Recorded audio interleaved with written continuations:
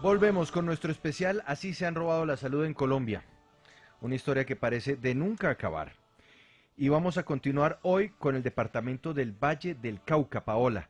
Un departamento en donde, por lo menos según lo que hemos visto, las historias de los faltantes en la salud, de las investigaciones, de las indagaciones, nos hablan de miles de millones de pesos que se habrían perdido para un sector que hoy necesita todos los recursos. Sí, Juan Pablo, porque es que además la salud se ha convertido en un fortín de la clase política en esta región del país.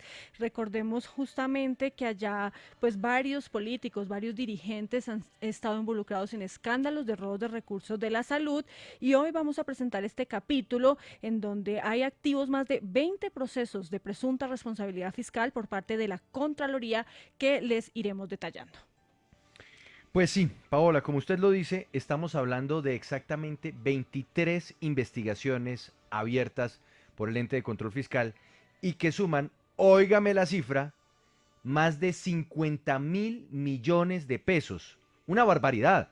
Con esos 50.000 millones se podrían comprar, así nomás, 250 ventiladores mecánicos a precios de hoy y más de 800 ventiladores mecánicos si hubieran sido adquiridos antes de la pandemia del coronavirus. Mire, Juan Pablo, la realidad en el departamento del Valle del Cauca es muy compleja, pues hagamos de cuenta que ocurriera una tragedia que demandara los servicios de las 2.779 camas de su red pública hospitalaria. ¿Qué pasaría? Pues esta simplemente colapsaría debido a la pésima situación por la que atraviesan muchas entidades del sector de la salud.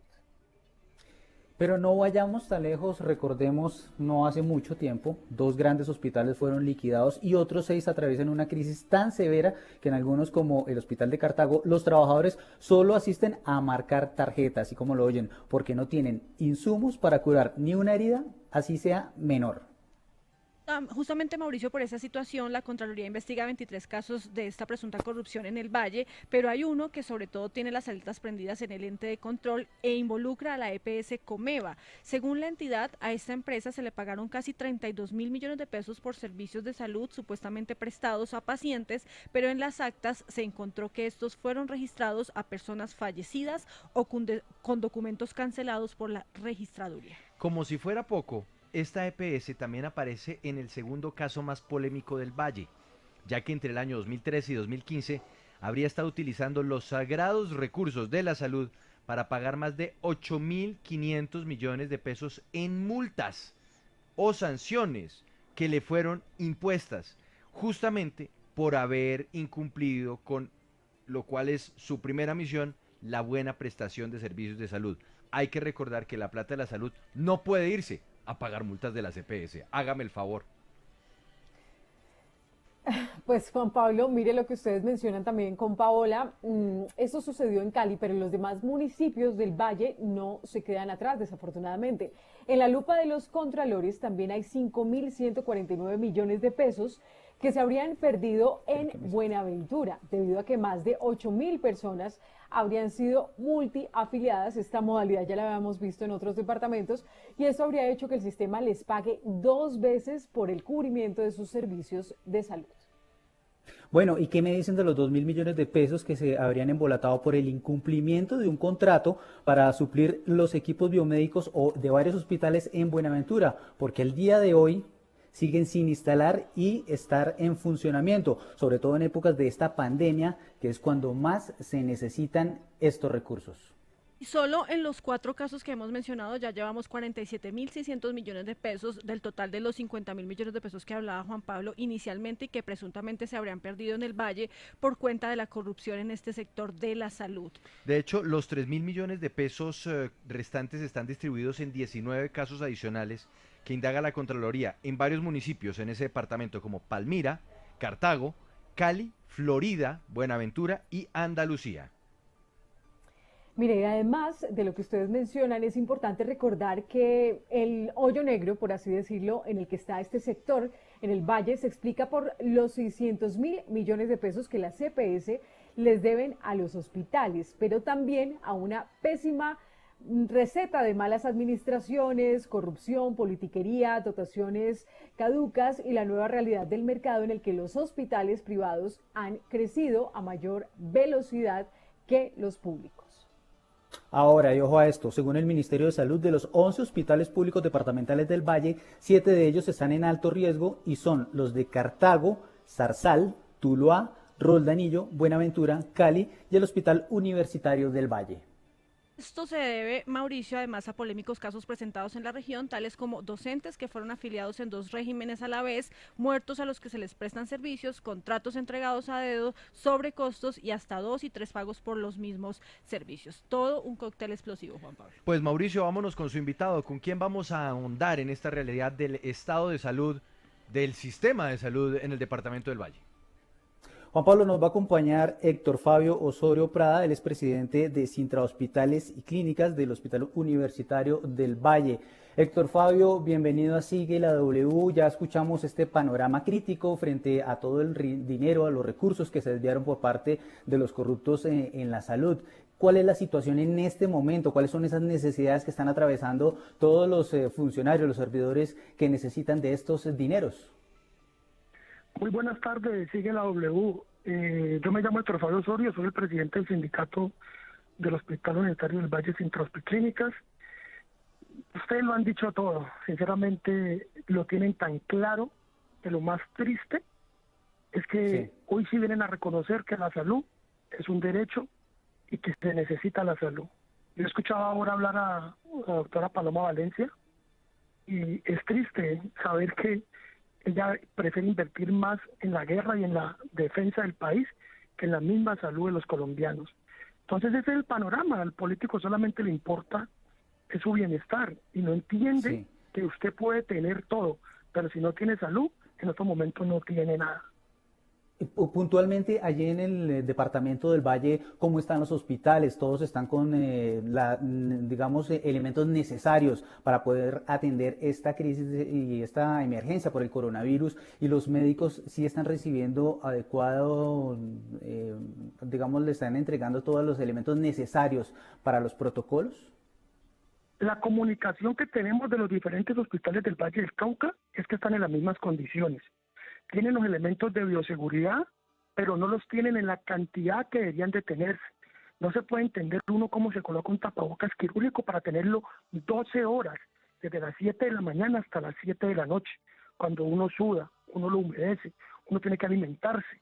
Entonces, lo que estamos pidiendo es que dejen de decir tantos discursos. Uno escucha a la gobernadora, al alcalde, echen los discursos, se toman la foto. No más discursos políticos, no más discursos gobernantes. Necesitamos recursos para los hospitales. Hoy tenemos unos compañeros en el Hospital San Juan de Dios de Cali, que es un hospital de nivel 2, que atiende a gran población en Cali, que no les han pagado sus salarios. Casi 5 meses sin salario, hombre, por Dios. ¿Uno cómo va a vivir sin salario? Necesitamos elementos de bioseguridad que de verdad brinden la atención para la protección del paciente del COVID, para los trabajadores y sus familiares.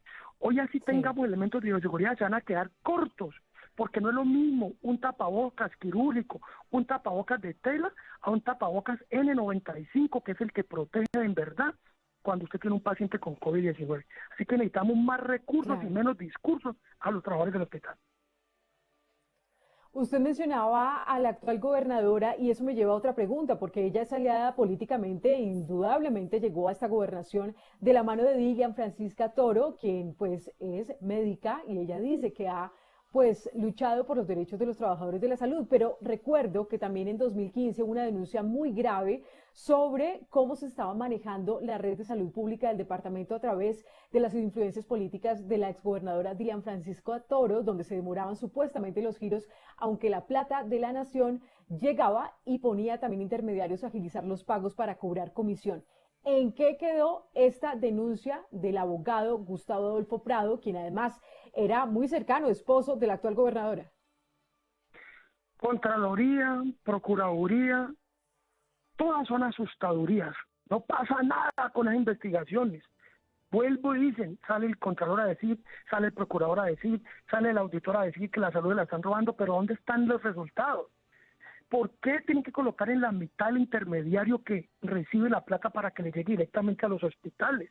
¿Por qué no le giran directamente a los hospitales? Ahí en Bogotá dicen, vamos a mandar 10.000 millones para el Valle. Ya en Ibagué van 5 y al Valle entran 3. ¿Por qué tanta tramitomanía para eso? Estas investigaciones tienen que llegar al fondo de descubrir en verdad dónde es que esa plática se quedó. Porque es que el hospital público tiene que atender y después cobrar. ¿Y qué problema para que le paguen? Ustedes mismos lo dijeron.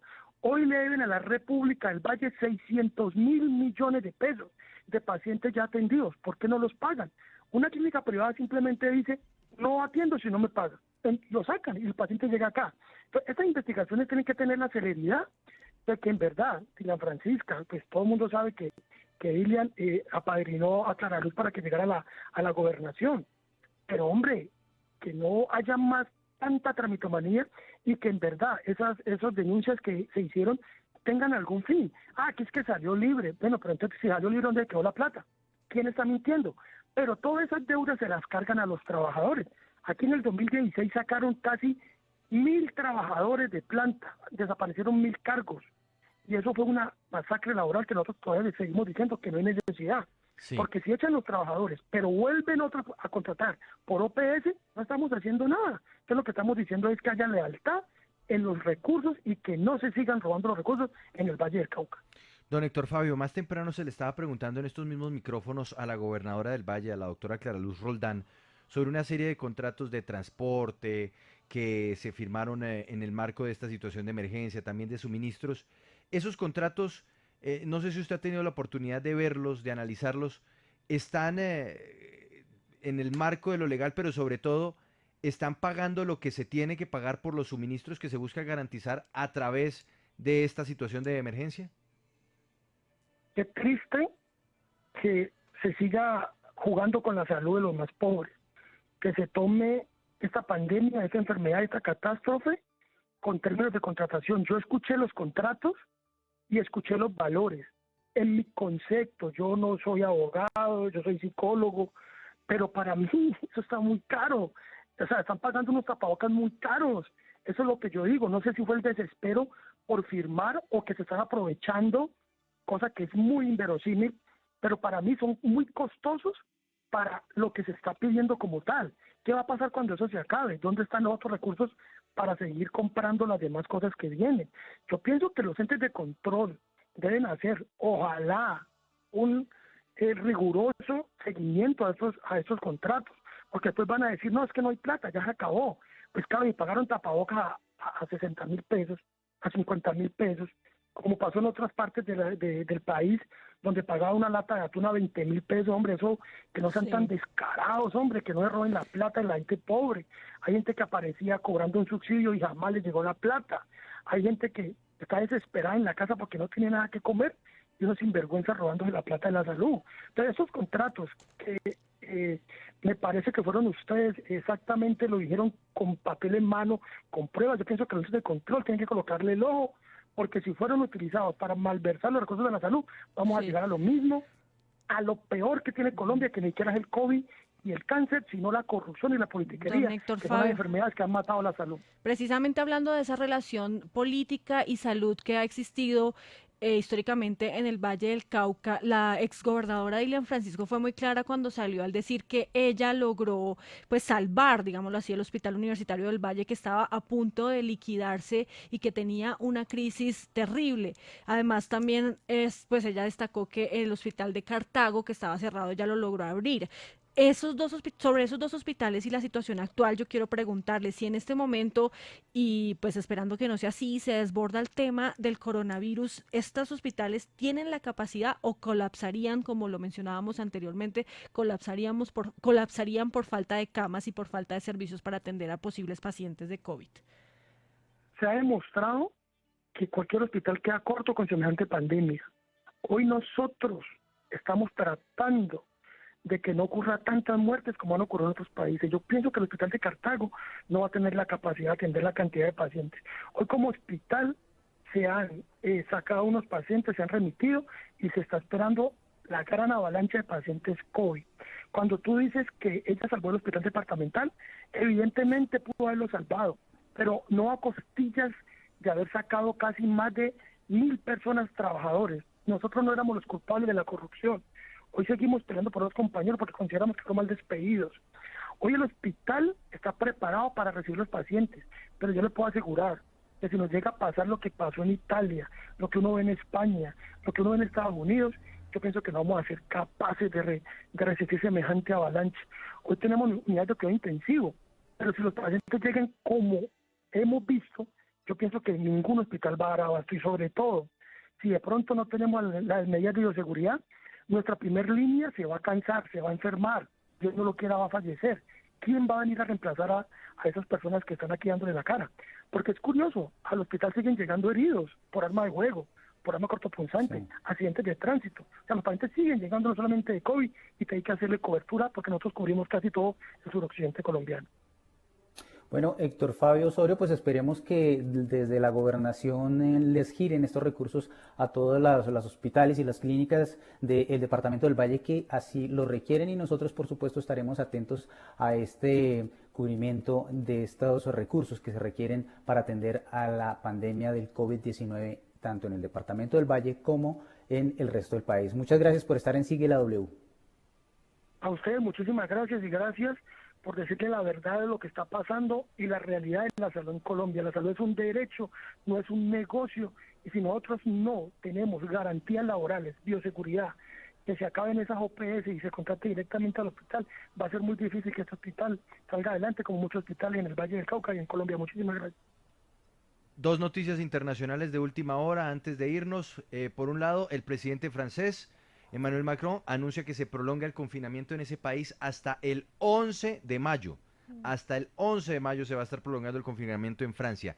Y mientras tanto, desde los Estados Unidos llega noticia política, porque Bernie Sanders anuncia que va a apoyar la candidatura presidencial de Joe Biden. Es decir, que el candidato demócrata, que recordemos la semana pasada había anunciado que retiraba su candidatura, finalmente da el paso que muchos estaban esperando, y es que le dé el espaldarazo a Joe Biden en su carrera a la Casa Blanca. 1:57, aquí sigue la W.